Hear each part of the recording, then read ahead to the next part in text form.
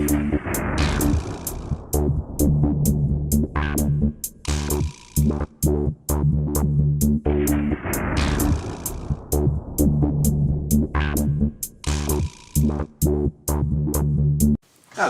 it's system review time, and today I am going to be reviewing this, the Chuwi LapBook 12.3.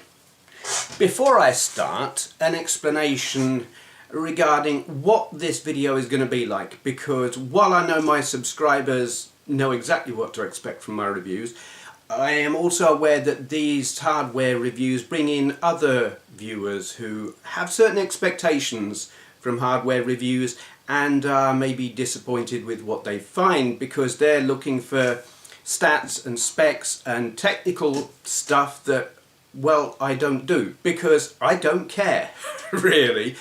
What you're going to get here is a video describing a layman's findings when using this laptop. What's it like for video editing, what's it like for photo editing, what's it like for emulation and playing games, because those are the things I do. They're the things I'm interested in. I think a large proportion of my subscribers are interested in those things. It is a hands-on, what's it like to use to do certain things. I don't do technical comparisons and benchmarks and all of that. If you're looking for that, I'm sure there are other channels that will provide that kind of information. You won't find it here. So with all of that being said, let's get on with it.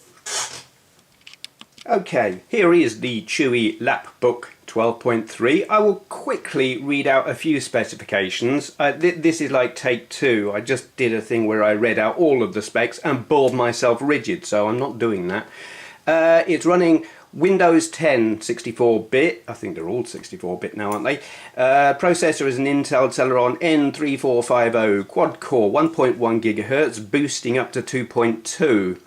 12.3-inch IPS screen with a resolution of 2736 by 1824. It's debatable actually what ratio that is. It doesn't seem to be 16 by 9, but it's definitely wider than 4 by 3.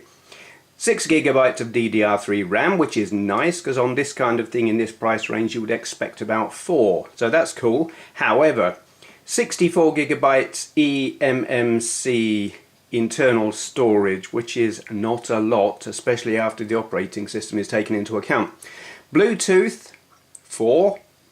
There's Wi-Fi, it's got a front-facing camera, 0.3 megapixels, HDMI out, a whole load of other specifications which are, they're on the page. There is a link to it because this has been given to me by GearBest to review, and there is a link down there to their page if you want to check out the details or indeed buy one. Big thank you to GearBest. Yes, full disclosure, I did not buy this with my own money, but I am able to say whatever I like about it. So what I like, you'll hear about. What I don't like, you'll hear about. Okay, let's have a look. So, it is, first and foremost, very slim. It is a very slim form factor. It's quite light.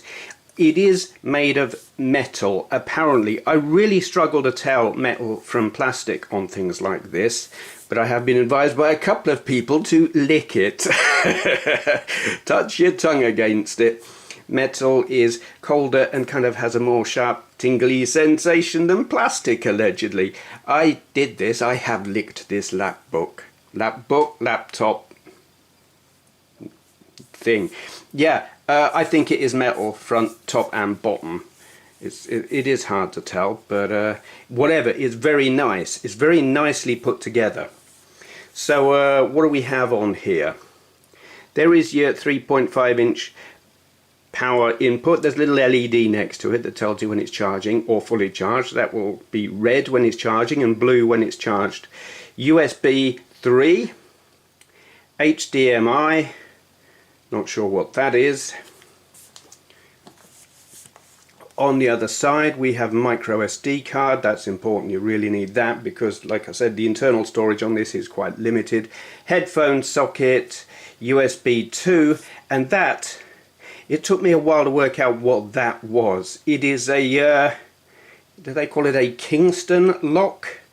It is, you can stick a kind of a lock thing in there and basically lock it to your desk if you're in an office or something, so no one can just pick it up and walk away with it, and that's quite cool. M2 slot here, I still haven't had that off to have a look inside, but I looked at M2 storage solutions, shall we say, and was confused because there are different types and sizes and things and blah, and none of them are really especially cheap, so I haven't done anything with that. I initially wondered what this black strip was, because I thought, well, you see things like that, they're normally infrared. Nah, it's just the hinge. Duh me. Okay, then let's open this thing up and have a look. First thing, it took me a little while to actually work out the most convenient way to open it, because it's fiddly getting your finger in that gap. And it is a nice, it's a strong hinge.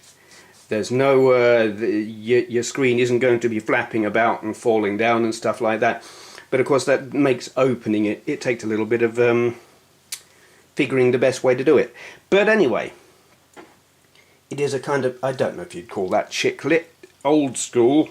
That would have been a chiclet keyboard, but I don't know if that had referred to the mechanism or the shape and feel of the buttons. They have a nice feel to them. They are responsive.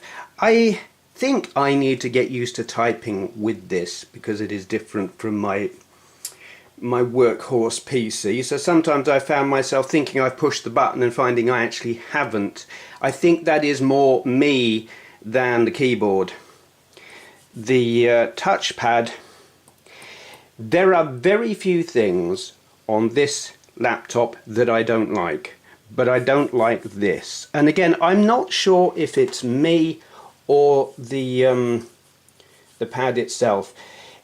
Actually, moving the mouse pointer around with it is absolutely fine, but I find sometimes when I'm double tapping to try and open a folder, it just doesn't seem to realize that I've double tapped. It also does Windows gestures, which I'm not familiar with, and I sometimes find things are happening that I have no idea why they're happening.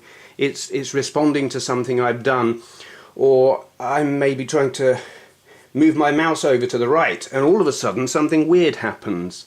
So I have a little bit of bother with that, and again I think that's me not being used to it, maybe, rather than the pad itself. I'm not sure about that, but it causes me some bother. But that's the only thing I can honestly say, I don't like that. Anyway, let's turn this thing on and you can see the how long it takes to boot. Hold the button until you get the blue light there, and then we'll just sit and wait.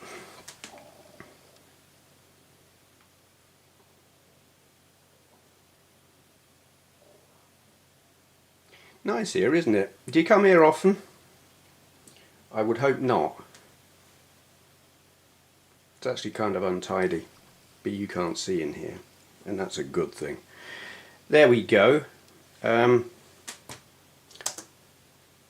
Yeah, I'm not going to show you my pin.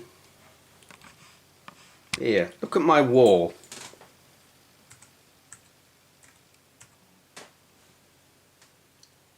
And I've forgotten my own bloody pin. There we go. There. That was all real time. That's how quickly this thing boots up. And that is on that eMMC storage hard drive thingamajig, which M2 apparently is significantly quicker, but I felt that was not an unreasonable boot up time, really. I've got no complaints about that. So, I'm just looking at this and thinking, what can I actually tell you? The storage on this thing, as I mentioned, is 64 gigabytes of that eMMC. When straight out of the box, a good chunk of that is taken up by the operating system, so you had about 35 gigabytes free. However, the very first thing it does, without even bothering to ask you, is install updates. and Windows 10 being what it is, there are a lot of updates.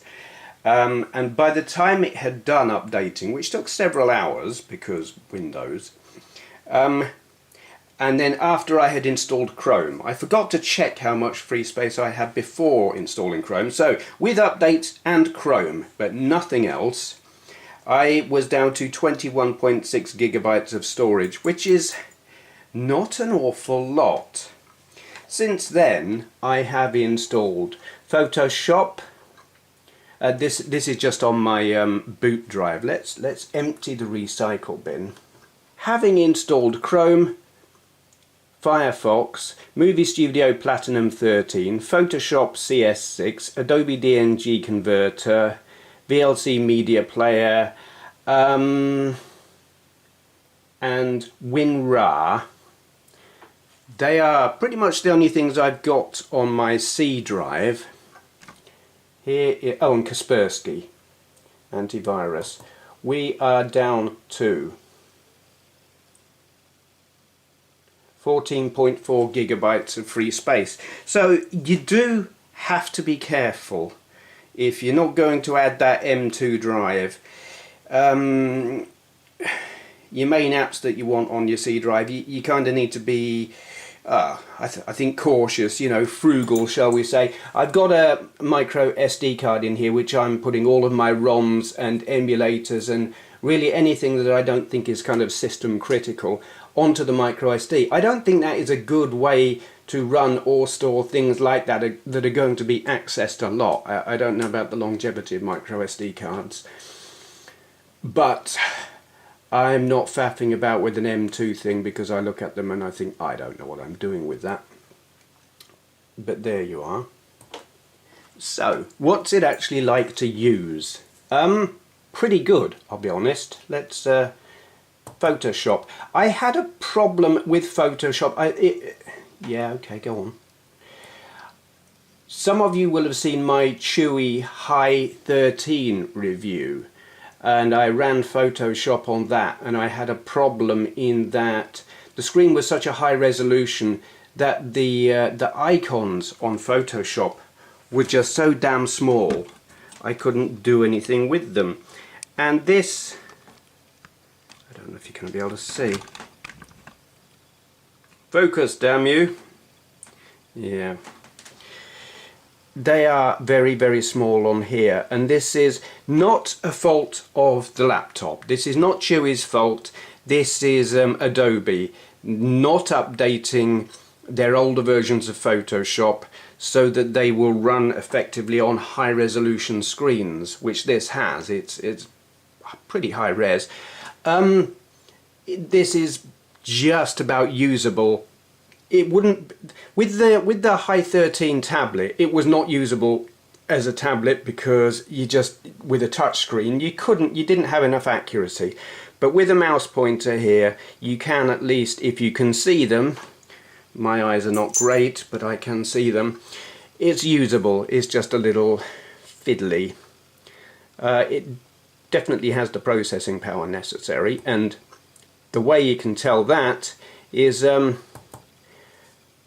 it is possible to edit video. So if you can edit video, you can definitely edit photos. Yes, you can edit video on this. I'm going to show you, well, for no real reason really, I took a little clip of me editing a piece of video that will appear later in this video. It was really just to test the rendering speed of a clip on this laptop and compare it rendering exactly the same piece of footage on my workhorse PC, which is a dual core i5 running at 3.2 gigahertz, just to see how the two compared. Okay, just to demonstrate, this thing will edit video. This is Vegas Movie Studio Platinum. I was going to say Sony Vegas, but it's not Sony anymore. But anyway, it is rendering the Grand Theft Auto 5 clip that will appear in this video somewhere or other. It's not an especially long clip, but it's working, it's rendering. I'm going to also render this on my main desktop computer. I'll render just the clip separately on its own and compare the time it takes to do it on the Chuwi with the time it takes on my desktop, and we'll see how that works out. Should be interesting. Okay, so now you've watched that thoroughly thrilling little clip of me rendering a Grand Theft Auto scene. How did it compare? First of all, I'll tell you what the clip was. It was 2 minutes and 30 seconds of 1080i footage rendered at 720p as an MP4. On my desktop, running the same software, it rendered in 6 minutes 47 seconds. That was on an i5 at 2.3 gigahertz. So on this thing with the N345 or whatever, yeah, this here quad-core processor, it rendered in 8 minutes and 20 seconds. So it's slower, but it's still very usable, I think. Now, here is a thing, and it's something I discovered when gaming. I'm not sure how well it will do on longer clips, because this laptop, notebook, lapbook, call it what you want, doesn't, as far as I can tell, have a cooling system. It doesn't have a fan. There may be some kind of, I don't know if there's even a heat sink in there actually. What it does when it gets warm is throttle the CPU. It slows it all down if it starts getting hot. So while that short clip rendered in a reasonable space of time, length of time thing, if you were rendering for several hours, you know, a big clip, it's likely that it would get hot and then it would slow down. And there is also, this is a feature, I haven't encountered it, but I know about it. If it gets hot and throttling doesn't solve the overheating problem, it will shut down. So I don't know how good it would be for rendering very long videos. If it's, you put it in your fridge or something, I don't know. You don't want it getting too hot. I can't speak from experience. I haven't had that problem, but I haven't rendered a long clip. So it's something to bear in mind if video editing is your thing. I mean, it's not designed for that kind of work. But I think for short clips, while you're maybe, say, on holiday and you want to upload video clips from, I don't know, using the Wi-Fi in the local Starbucks or wherever, I think it can, you know, it's good enough. It will do that kind of thing. You're just not going to be editing a feature film on here, I don't think. Other things, because it just occurred to me as I'm sitting here looking at that, there is a webcam on here, that 0.3 megapixel webcam. What's that like then? I recorded a clip using it, using the built-in camera app. I think the Windows 10 camera app. I tried recording something using VLC Media Player and the results were not great. I probably just don't know how to use it. But using the built-in camera app, I produced this. This is the built-in webcam. I'm using, I don't know, the built-in Windows camera app on the thing. I hope you can hear me. I was trying to do this with VLC and having no luck whatsoever, though the image quality looked better on that. Yeah, so there you go. Let's see how this looks, sounds, something. So you're not going to be recording any movies with that, but I think it's probably adequate for Skype and stuff like that, which is what it's meant for. You know, it's 640 by 480 or some such resolution, I think. Fine for that kind of thing.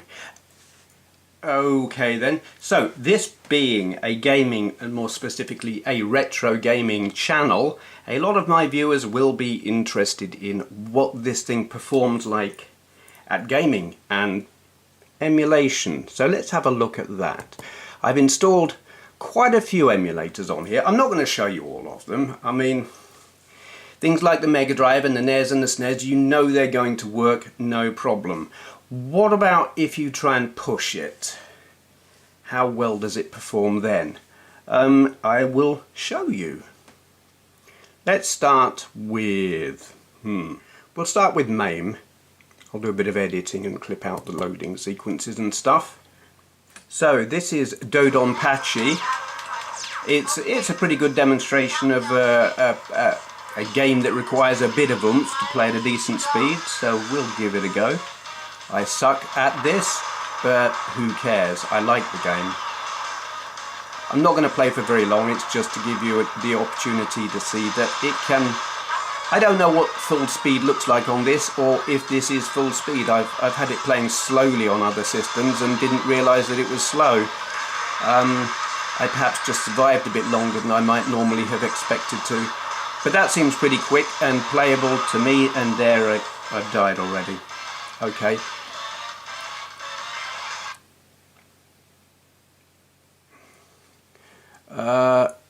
Another one that I use a lot to test the power or otherwise of a system that's emulating this.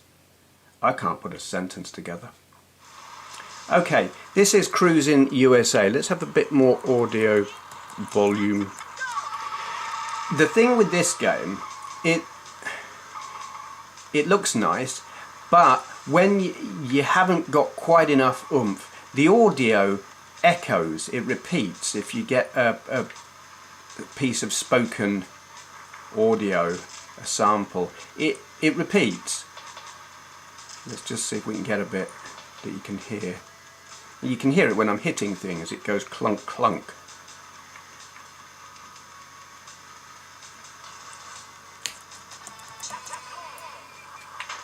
Yeah, did you hear it? So it's playable, but it's not perfect. But given that we're running this thing on what is a low-powered laptop, really, I mean, this is no gaming laptop at all, and with integrated graphics, it does better than my my desktop does. I mean, I've got I wouldn't hesitate to call it a gaming PC, but I've got a PC in my games room with a proper-ish 750 GTI graphics card in it, and that will run this without the echo. But my my workhorse PC that's in this room won't run this at all with its integrated graphics chip, even though it's got a more powerful, well, I say more powerful CPU. It's a dual core, but it's got a higher clock speed. So figure it out if you feel like it. The fact that it runs it pleases me. So there. Okay, what will we look at next? Let's just get rid of that. PS1. Well, yeah, you know that's going to run. I had a little bit of messing around getting EPSXE to run, but it does run. RetroArch, I've got a load of stuff on there. It all, you know, N64, Mega Drive 32X, all of that all runs very nicely. WinUAE, Amiga, that runs very nicely. All of these things you would expect. When we start to push it, we're talking about things like the Sega Saturn. We'll have a look at that. So this is Radiant Silvergun on Yaborse, which I never know how to pronounce. I always, when I'm doing Saturn emulation, I go for Radiant Silvergun and, oh, wrong controller, and Sega Rally, just, I guess because they're my favourite Saturn games, and basically if it'll run them, I'm happy. And as you can see, it does. The speed on this is not, it's not perfect, but it's playable. I'm kind of more used to this emulator on Android than I am on Windows. I find it, I don't know, I couldn't find my way around it quite as easily to get to the options I wanted, like frame skip. But yeah, I got it going, and as you can see, it's working quite nicely, which is pleasing. Continue. No, we won't. God, I love it when it does that. No, escape. Come on, I can't remember how to quit. Press the start button. Rally Championship. Yay. I am pressing the start button like what it says. Okay, yeah.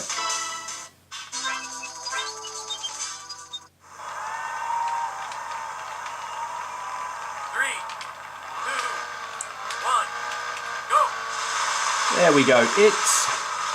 It's a bit choppy, but then I'm trying to remember how choppy it is actually on the Saturn itself. I don't think this is far off. It's certainly better than on some systems I played it on.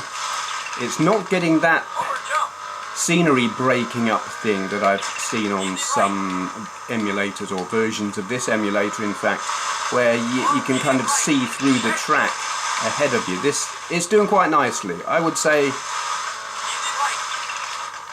it's good enough. I would play this, probably, badly, but you kind of expect that. So there you are, that is Sega Rally. On your borsay. Can't remember how do you quit this? Okay. Next, Dolphin. No, actually next Dream. We'll look on the Dreamcast. We'll give that a quick bash. I don't know if you saw that. That's the whole double tapping. I spoke about that earlier. Trying to get something to launch. Sometimes it just, I don't know, am I not tapping hard enough or am I not tapping quickly enough? Not sure. Okay, here we go. This is Ikaruga on the Dreamcast. I've got it on the Null DC emulator. I tried doing it on Rycast and I couldn't get it working. Rycast is the emulator I'm used to using, but here we are on Null DC and it's great. And what it doesn't have, that it sometimes gets, whenever I'm emulating it on an Android system, you get lines breaking up the screen for reasons that I've never worked out why. It doesn't have them here. It's beautiful. It's rock solid, decent frame rate, crystal clear graphics, beautiful game. Quite loud the way I've got it set at the moment, but I hope you can hear me. Oops. Here I am, forgetting everything really. Oh yeah, that's good. I was white, otherwise I would have been dead then. And I don't know why it just did that. I think it's loading a section from the virtual disk drive. There you go. I'm not going to sit and play it for ages, but at least not while recording. It's glorious and gorgeous and brilliant, and this laptop does it really well, which is pleasing.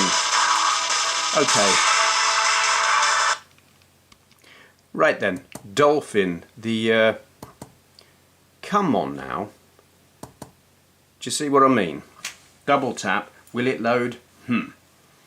Because there's only one game I want to play on this, and it does seem to be optimized for it. Now I've played this on a couple of other systems, the GPD Win, and I tried it on something else. I tried it on that Chuwi High 13 thing, I think. This kicks the arse off of both of them, to put it bluntly. I know it's difficult to tell without the sound just how something, words, I'm just gobsmacked at, you know, is this full speed? I know on the GPD Win it was running at about half speed, but I'm so not used to playing GameCube games that it looked fine to me. I didn't realise it was running slow. This, I have a feeling, is running at a more normal speed. Whatever, even if it's not, it's playable. I find it great. And it impresses the hell out of me that a thing, you know, a fairly low-powered laptop can run a game like this or a system like this. It's cool. It's impressive. I like it. It's quite a go-to game for me. It is one of my favourite Mario Kart games. So yeah, it pleases me. Okay, let's find something else. Okay, now we start getting onto the difficult stuff. PSP, or with the emulator PPSSPP, I don't know why they call it that. This took me quite a bit of tweaking to get it how, I wouldn't say I've got it exactly how I like it. It's not ideal, it's not perfect, but it's playable. And it is running at a higher resolution than you would have on a real PSP. It's running at double PSP resolution. And I've got the frame skip set at about 4. So it's a little bit choppy. I could turn it down, I think, to normal PSP resolution, but then it is pretty pixelated and fairly ropey looking. So I think this is a fair enough compromise, really. And I do love a bit of Gran Turismo. This is not my favourite version of Gran Turismo by a long shot, but I think it's the best version I'm going to get running on this laptop. I mean, obviously I can run Gran Turismo 2 on the PS1 emulator, but I just want something a little bit more modern than that to play with.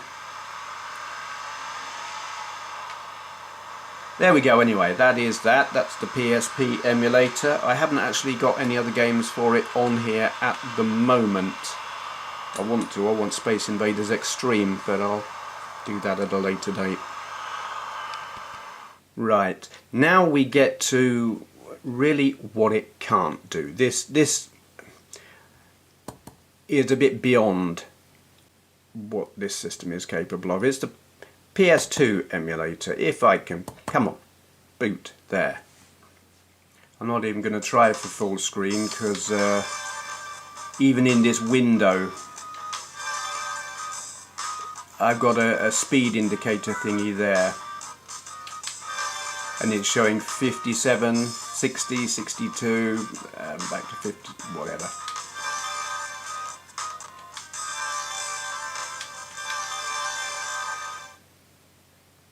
It sounds rough.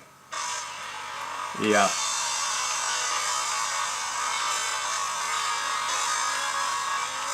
%, about 17 frames per second.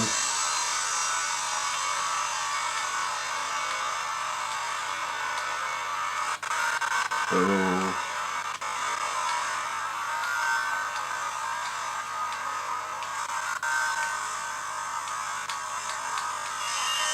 And we're off, literally. God. Running at 25%, 24. We can go, let's go full screen, just really give it something to think about, eh?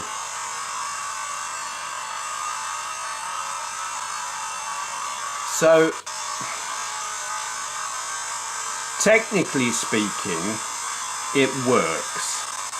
The emulator will run, it will play the game.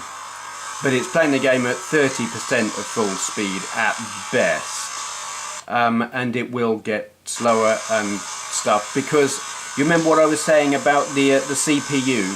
When it's under heavy load, it gets hot. And when it gets hot, the system throttles it and slows it down. And so when you're running an emulator that's pushing the system to the limit, it slows down and renders an already slow game even slower. It's probably good if you've got a game that you struggle with and you really wish it would run a bit slower so you could keep up, but yeah, it's not a playable experience. So that is a system too far for this, but I mean, I don't think it's not fair to expect a laptop like this to run an emulator like that. I'm not knocking the system at all. That is just a demonstration really of how much it can do and what it would be too much to expect. And PS2 is too much to expect, and I don't actually have a system in this house that will run it. So make of that what you will.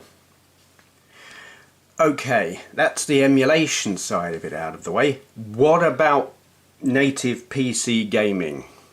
Alright. Here is Crysis. because it's always the question that's asked, will it play Crysis? First thing I will say, if running this game, for God's sake plug in a mouse. We've probably launched into the game at a point where I'm about to die, because that's the kind of thing I do. Yeah, yes I did. Because I'm clever like that. Okay. Let's just get out of the truck. You really need a mouse for this. You try and play this with the if you try and play that with the touchpad, you're just gonna get nowhere. But it runs Crysis on medium settings, which is not bad. I would have thought it would have to go on low. I've got one of the is it the volumetric effect or something or other set on high. Everything else is on medium, and I'm being shot at by some arsehole in a Jeep. But it works, and Crysis is always a good test of a system's gaming prowess. I can just about make it run on the WinGPD, but it is awfully fiddly on that. Yes, let's just run along and jump and things. Because why not? I would say Crysis, in terms of a first-person game, is about the best you can hope to get running on here. Will it play Grand Theft Auto 5? Well, I've kind of just answered your question, but you want to know what it looks like? I will show you. What the bloody hell was that? A flare. Okay, fine. Okay, here we are playing Grand Theft Auto 5. I've been playing for about 20 minutes perhaps, this just from the start basically. It started out playing reasonably smoothly, but the longer it plays, the warmer it gets. You know, the CPU heats up, and cooling on this thing, I don't think there is a fan in there. I certainly can't hear one. So it gets pretty hot, and its solution to controlling heat is to throttle the CPU.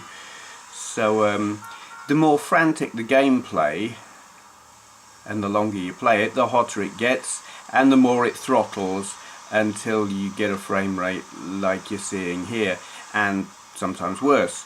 So yes, while technically it will play the game, we're on minimum settings, it is not really playable. You know, if you're a hardcore gamer and you care about playing the game effectively and properly and want decent performance, this won't really cut it. On the other hand, yeah, there, this is what I mean. It's like pausing between frames. If you just want to twat about,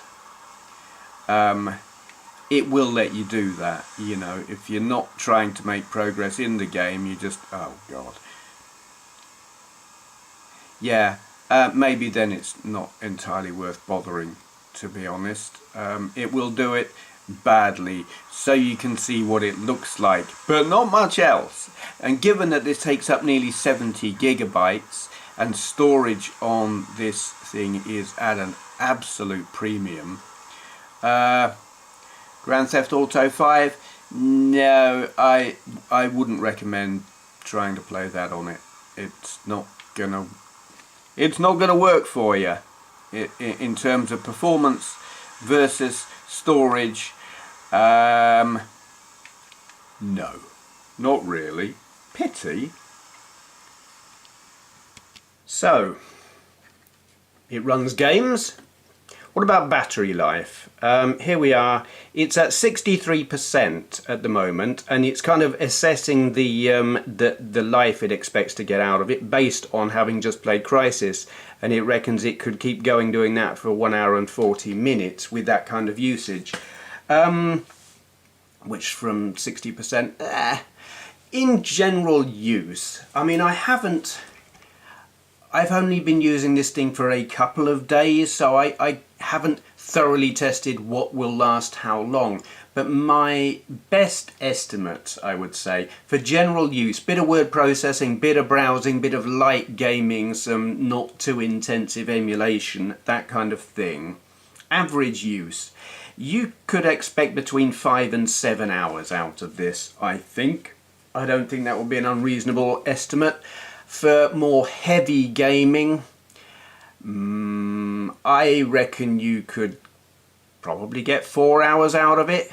It depends what you're doing. I think Crisis, something like that. I would be surprised if you couldn't get 3 to 4 hours out of it playing something like Crisis, which is not bad because, I mean, that is pretty processor intensive.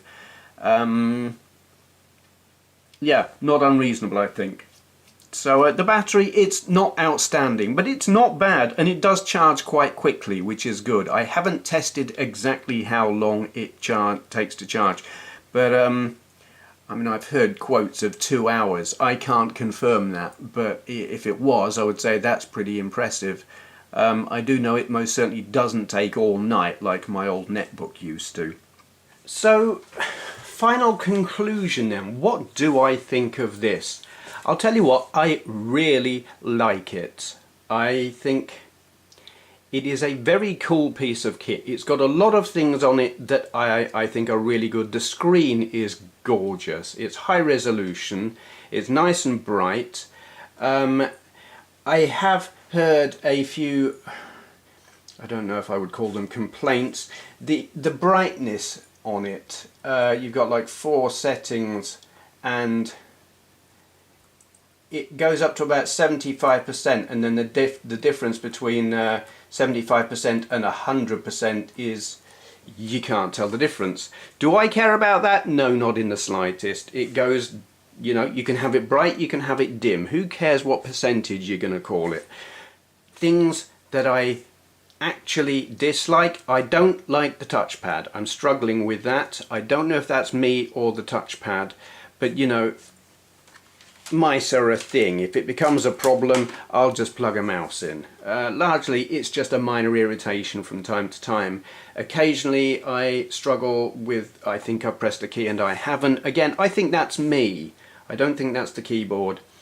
I think the internal storage is a little lacking. Once you've got your system update done, there's not a lot of storage left there, which means if you want a lot of software on your C drive, you're going to need one of those M2 hard disk solid state doofers in there, which are not especially cheap, and you do need to figure out which is the right one and stuff like that. But you can then transfer all your eMMC stuff onto your M2, I believe. I haven't tried it, so don't quote me on that.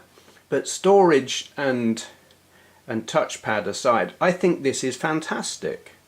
I love the sleek, slim, shiny, high quality nature of it. I mean, they're aiming it at your MacBook kind of audience in terms of form factor.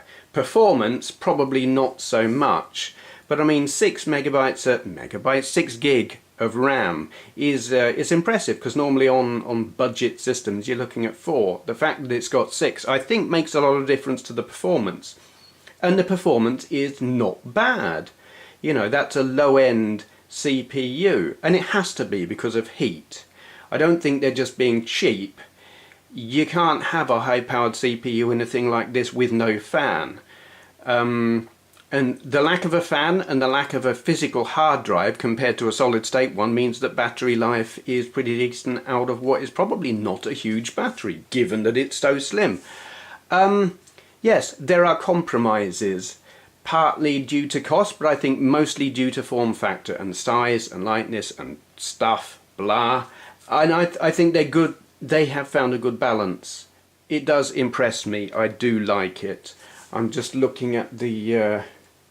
I've got the mouse plugged into the wrong computer. I'm trying to scroll the screen that's behind it, and that's not working because I'm stupid. Plug the mouse into the desktop. There we go.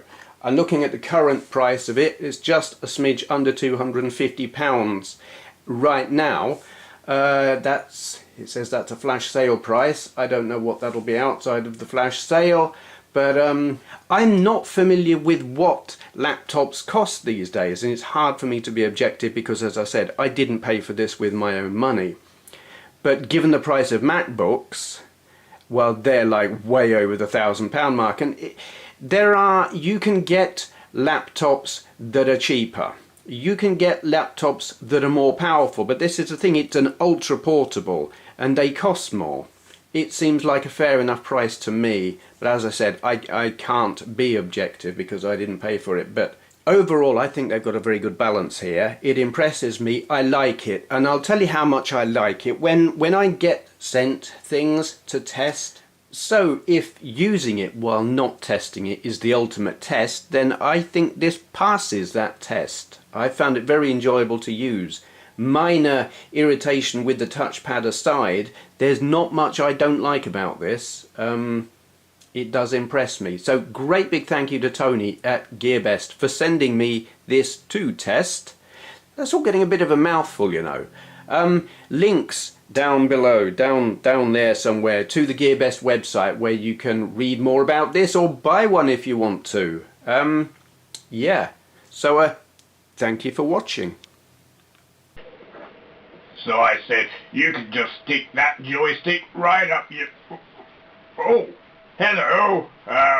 I'm Isambard Montague III, and you've been watching Steve Benway, Retro Gaming Collector. If you'd like to see more of his videos, click the subscribe button. And if you'd like to catch up with some of his 1,500 videos in his back catalogue, have a look through his playlists. Right, that'll be 50 quid.